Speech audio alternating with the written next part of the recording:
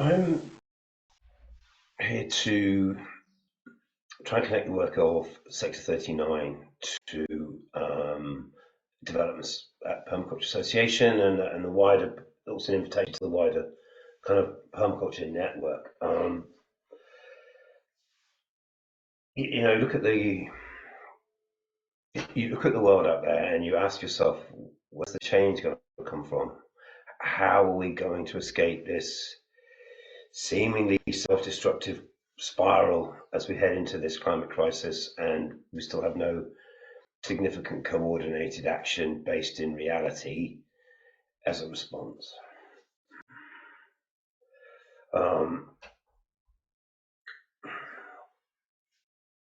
Treaties and carbon trading and all these sort of virtual things.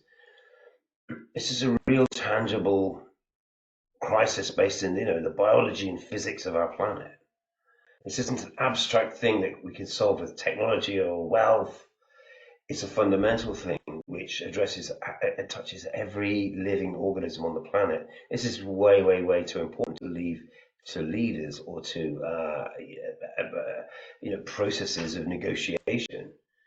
I've asked myself a long time, where's the driving force for this change come from? Well, there's two things that's got to happen, and one is we've got to stop polluting, and the other hand is we've got to move into a regenerative, restorative phase. I've spent a lot of time thinking about how we might move into a regenerative, restorative phase of human endeavour. And one of my central thoughts is, we have to stop polluting. We have to stop investing in our destruction, and we have to use the money that we were subsidising the oil industry with to enable a cultural revolution, or no, that's even the wrong word. It's a permaculture revolution. It's a revolution in how we relate with our living planet, with our biosphere. Now, our First Nation cousins maybe didn't lose their way in the same way that we have in the West. I think we have to look to the edges for leadership. We need billions of people to be engaged, right? And when the billions of people engage in different behaviors, the systems will get dragged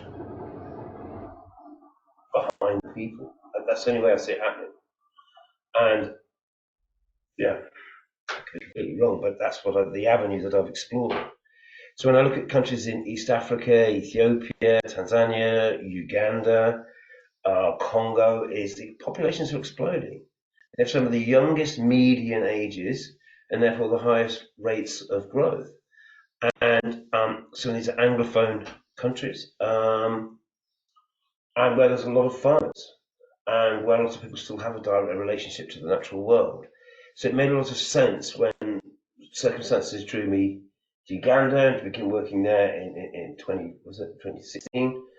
And that's now set in motion what has become this Academy of Permaculture, and this enormous momentum around interest in permaculture in East Africa, which we're now witnessing. So this is a jumping off point. It's something, a momentum that could be used. We have the Perma Africa team. They want to start a project that links 5,000 villages. We're looking at Kumi Hospital. They want to transform 500 hectares of land around the hospital, perhaps to be something more in line with permaculture.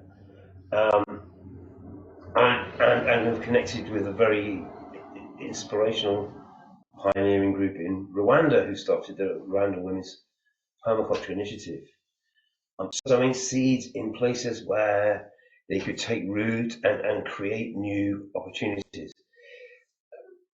demonstrating applications. So the other thing that we're looking at really directly is refugees. There's no such thing as waste. Look to the edges, include the marginal. All of those things are central in the permaculture lexicon. Okay, there's no more marginalized people on edges than are dislocated people. People are already being pushed by climate change, by resource wars, by economic instability that creating conflict. Okay, so I'm looking into those communities for leadership and innovation that could actually be transformational on a global level. So we're also trying to develop a project idea aimed at United Nations, concentrating on refugees. UNHCR is to create a refugee-led initiative there where people sign up to sort of being Permaculture Academy kind of members, and capturing that experience of bringing those communities alive there in again Uganda and Kenya. There's a lot of Congolese, South Sudanese, Rwandan, many displaced people, really ready to work with us, and something could really take off there. So yeah, guys, I need to collaborate. I need help. We need to know how to do this.